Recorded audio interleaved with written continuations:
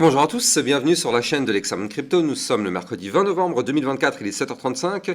On va faire le point sur la situation du Bitcoin. Après hier, un nouvel ATH à 94 000 $. On va voir qu'on a eu un petit retracement, c'est pour ça d'ailleurs que toute la cryptomap est dans le rouge. On va regarder bien sûr les indicateurs, les news. Allez, on démarre directement donc avec le premier indicateur, le Fear and Greed Index, qui redescend un petit peu. On était hier à 90, on est aujourd'hui à 83, donc effectivement ça reste quand même assez haut. Et on va regarder ce que nous dit le calendrier macroéconomique de la fin de semaine. Donc là on va avoir aujourd'hui, pas grand chose, on va avoir seulement à 16h30 le stock de pétrole brut, et on aura par contre demain et vendredi des indices importants, donc notamment demain les inscriptions hebdo au chômage, l'indice manufacturier fête de Philadelphie, la vente de logements existants. Et on aura vendredi l'indice PMI manufacturier et l'indice PMI service de novembre. Donc effectivement, ce sera à surveiller pour cette fin de semaine. Ça peut avoir son petit lot d'importance. Allez, on va regarder justement donc les news par rapport au Bitcoin. Donc du coup, on a les membres du cabinet et du cercle intime de Donald Trump qui soutiennent la crypto et qui ont déjà eu des intérêts dans celle-ci. Donc on a J.D. Vance qui est vice-président élu. On a Robert F. Kennedy, on a Michael Voltz, conseiller à la sécurité nationale, Tulsi Gabbard, directrice du renseignement national, et Elon Musk, bien évidemment, co-leader du Doge. Alors quand on parle du Doge ici, souvenez-vous, c'est le Department of Government Efficiency, c'est pas le Doge la crypto, mais on sait qu'avec Elon Musk, il y a toujours un petit lien avec ce fameux Doge. Et on a Vivek Ramaswamy qui est le co-leader du Doge.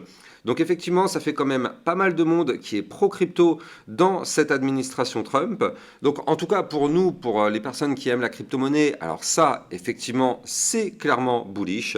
Maintenant, après, qu'est-ce que ça vaut dans les faits au niveau de la politique? On verra ça de toute façon, mais en tout cas, niveau crypto, sur ça, on ne peut pas faire mieux. Du côté du club Lexarocket, hier, on avait vu la crypto NIR Protocol ainsi que la crypto Hondo. Je rappelle que dans le club Lexarocket, ça vous permet de recevoir encore plus de vidéos que ce que vous avez sur YouTube, avec des vidéos concernant des potentielles crypto-pépites et des vidéos de suivi régulières par rapport à toutes vos cryptos. Donc n'hésitez pas à venir rejoindre le club Lexarocket, le lien est en description de cette vidéo. On a Crypto Détente qui nous pousse qu'un juge californien a estimé qu'un appel interlocutoire de Kraken ne ferait que retarder la résolution du litige en cours avec la SEC. Il a donc rejeté la requête de l'entreprise. Donc on verra bien. Cette histoire, ça fait déjà quelques temps que ça dure, donc on verra ce qui va être dit par la suite. Crypto Détente qui nous pousse qu'avec un rendement mensuel de 29,22% depuis le début novembre, le Bitcoin est en bonne voie pour dépasser la performance de novembre 2020 qui s'était clôturée avec un rendement mensuel de 53,69. Et oui, on le sait, en général, le mois de novembre est le mois le plus bullish en termes de rendement. Donc là, pour l'instant, on a fait un plus 20. Est-ce qu'on va réussir à dépasser ces plus 53%? Ce serait quand même assez énorme. Mais bon, on est en crypto-monnaie, tout est possible. Attention tout de même, ne tombons pas dans l'euphorie, il y a toujours des règles de base et de la prudence à surveiller. Mais bon, en tout cas, c'est vrai que pour l'instant, le Bitcoin est plutôt bien parti. Elon Musk qui nous met cette image sur son profil, The Dogfather, donc encore une fois avec le jeu de mots par rapport à Doge, qui fait référence, on le sait, avec lui en arrière-plan forcément à la crypto Doge, même si c'est pas ce qu'il dit directement, mais bon. Dans le club Lexarocket, on a eu aussi la crypto Kaspa. Crypto Détente qui nous pousse que MicroStrategy prévoit de lever 1,75 milliard de dollars supplémentaires pour renforcer ses acquisitions de Bitcoin. Je ne sais pas si vous vous rendez compte des sommes de dingue que nous fait MicroStrategy. Sur YouTube, on avait vu la crypto CKB. Vous êtes peu nombreux à l'avoir vu cette vidéo. C'est bizarre. Par contre, vous avez été nombreux à me la demander. Donc, j'ai pas trop compris pourquoi. Je sais pas, peut-être des milliers et des milliers de demandes par rapport au CKB. Et au final, la vidéo a été que très peu vue, donc je n'ai pas trop compris. En tout cas, si vous avez raté la vidéo, n'hésitez pas, vous l'avez sur YouTube, vous tapez l'Examoon CKB sur YouTube, vous allez trouver ma vidéo d'hier. Et donc, on a eu aussi donc hier le fameux Bitcoin qui nous a fait un ATH à 94 000 $.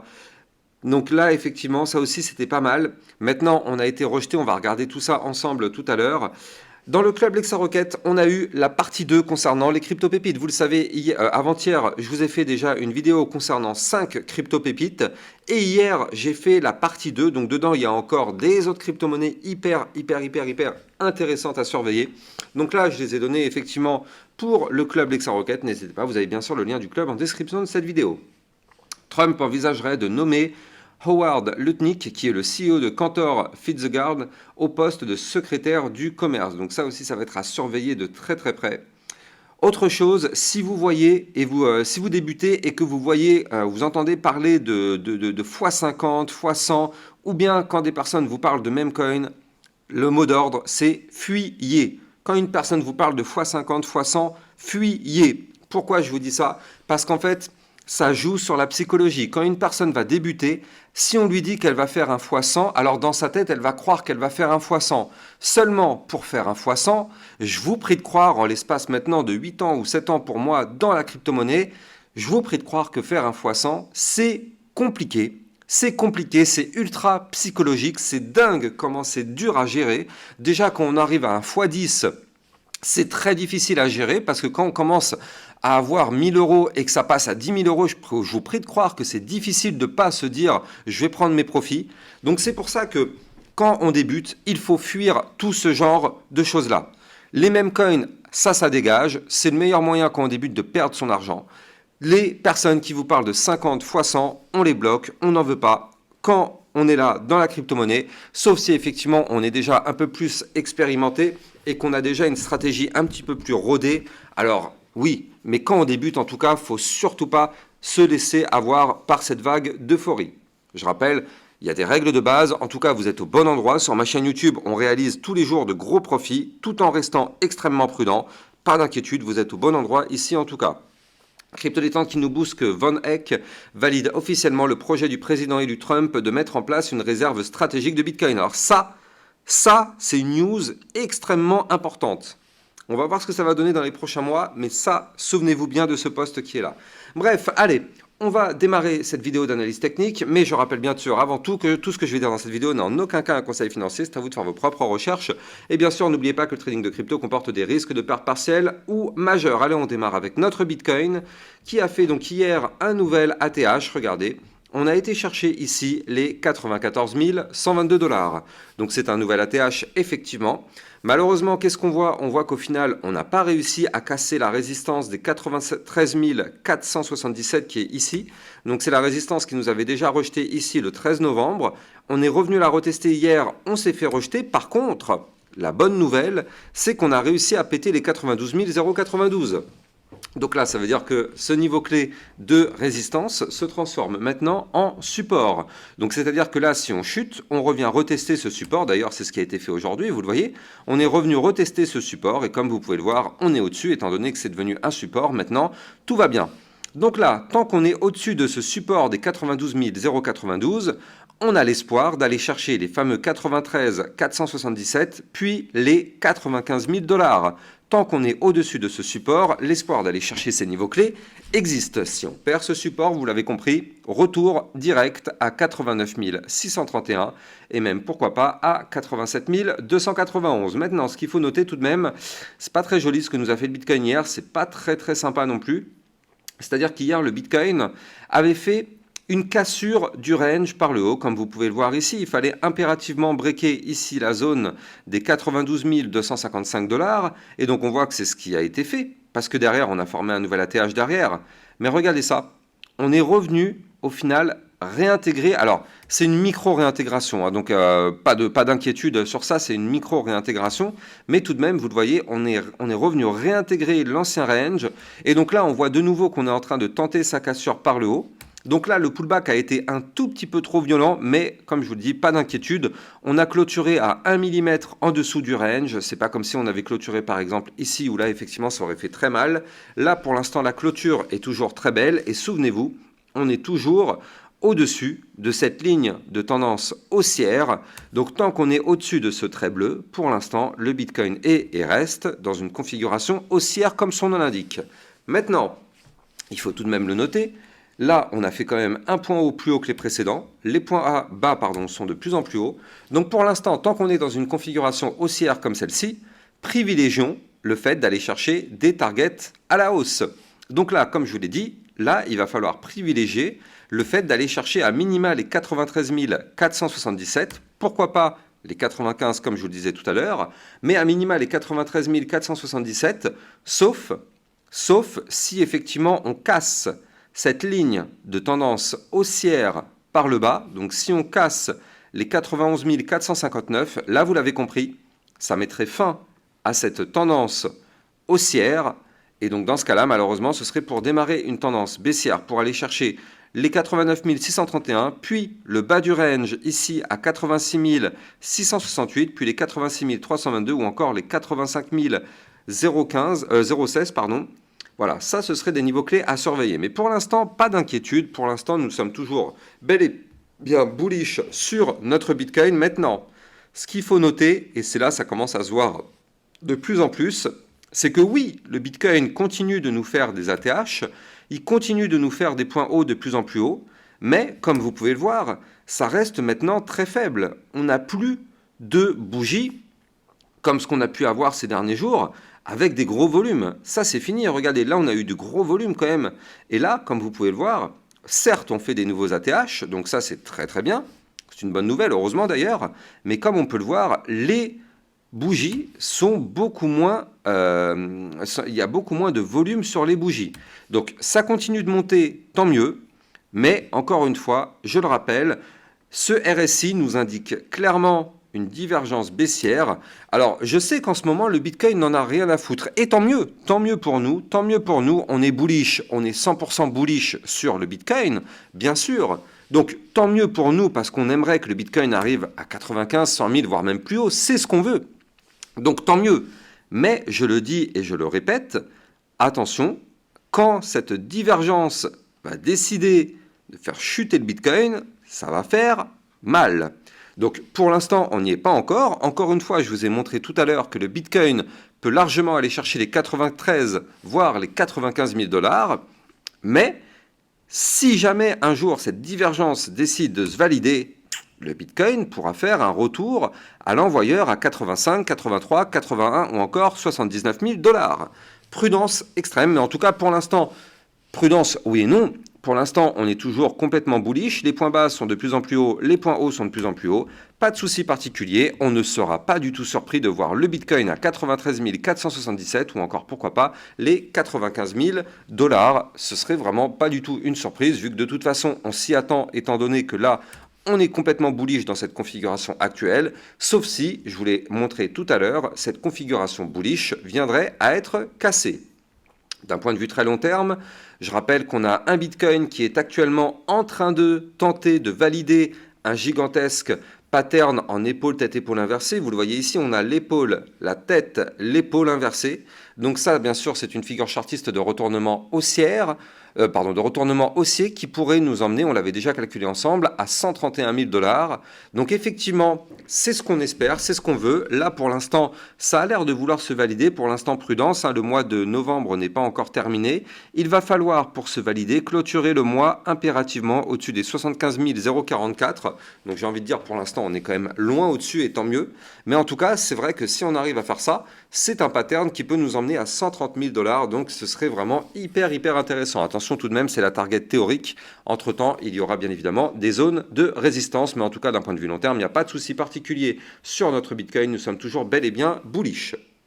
Allez, on va parler maintenant des altcoins. Et donc justement, en parlant des altcoins, on va voir une altcoin. Ça fait très longtemps qu'on n'en entend plus parler. Cette altcoin, c'est l'altcoin Atom Cosmos. Alors, moi, souvenez-vous, je vous en avais parlé ici, là, quand on était dans ce range, il y a environ 3-4 semaines. Je vous avais dit que là, effectivement, ce serait une très belle zone d'accumulation. D'ailleurs, moi, j'avais pris une position dans cette boîte qui était ici. Et donc, je vous avais dit que là, l'Atom Cosmos nous formait un double bottom.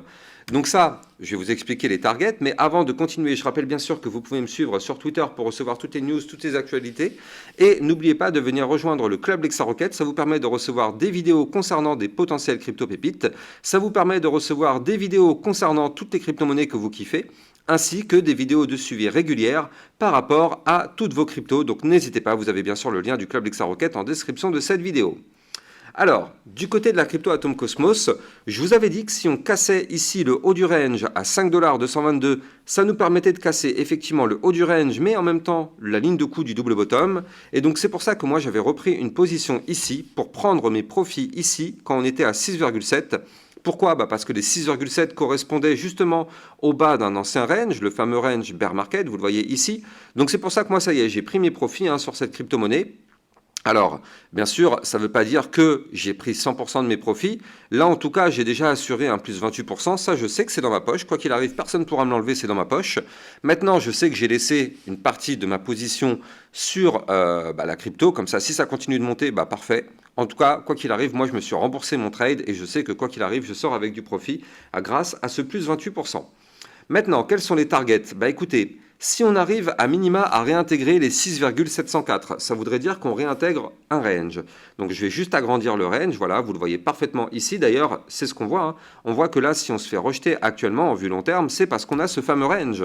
Donc pour l'instant, on n'y arrive pas. Par contre, si on réintègre le range par le bas, la target théorique serait quand même d'aller chercher le haut du range. Donc attention, le haut du range, il se trouve quand même à 14,725 $. Maintenant, là-dedans, ne soyons pas naïfs. On aura quand même des très belles zones de résistance, notamment une première à 7,579 $. On aura une autre zone de résistance à 9,311, puis encore une autre ici à 11,243 $, avant d'aller chercher notre point haut qui est ici à 13,157, puis le haut du range. Donc là, en tout cas, vous l'avez compris, si on arrive à minima à réintégrer ce range, on pourrait avoir dans la théorie 119%, même si en réalité, une de ces résistances va nous rejeter. Donc voilà, on va jeter un coup d'œil aussi au passage sur la crypto Ethereum. Je rappelle que vous pouvez trader toutes ces crypto-monnaies en utilisant mon lien de parrainage Binance qui vous permet d'obtenir un bonus à vie sur vos frais de trading et ça vous permet de trader sur une plateforme sécurisée vu qu'elle enregistre PSAN auprès de l'AMF. Du côté de l'Ethereum, alors certains disent que la crypto Ethereum n'arrive pas à prendre de la force. Alors j'ai envie de dire c'est faux. Regardez ça la semaine dernière, enfin pas la semaine dernière, mais il y a 2 semaines, elle a quand même eu un joli pump en passant de 2354 $ à 3442. Donc en termes de pourcentage, en l'espace de 2 semaines, la crypto Ethereum a pris quand même plus 46%. Donc bien sûr qu'elle reprend de la force, bien sûr. Mais est-ce que c'est beaucoup? Non, elle peut faire beaucoup plus. Et pourquoi je vous dis qu'elle peut faire beaucoup plus? Parce que là déjà, on n'a pas le choix, il va falloir casser la résistance des 3294. Si on casse cette résistance, ça nous permettrait de venir chercher cette ligne de tendance baissière. Je vais tout simplement la prolonger. Hop, voilà. Donc si on casse la résistance qui est ici, donc les fameux 3294, ça nous permettrait d'aller chercher la ligne de tendance baissière en vue hebdomadaire, donc à 3785. Et si on break cette ligne de tendance baissière long terme, vous l'avez compris, décollage de la fusée. Alors, en plus de ça, on forme ici, en vue long terme, une gigantesque tasse avec une anse. Ça, je rappelle que c'est une figure chartiste complètement bullish. Et donc pour moi, ma target sur l'Ethereum pour ce bull run, eh bien c'est très simple, ce serait d'aller chercher ici la zone des 6693.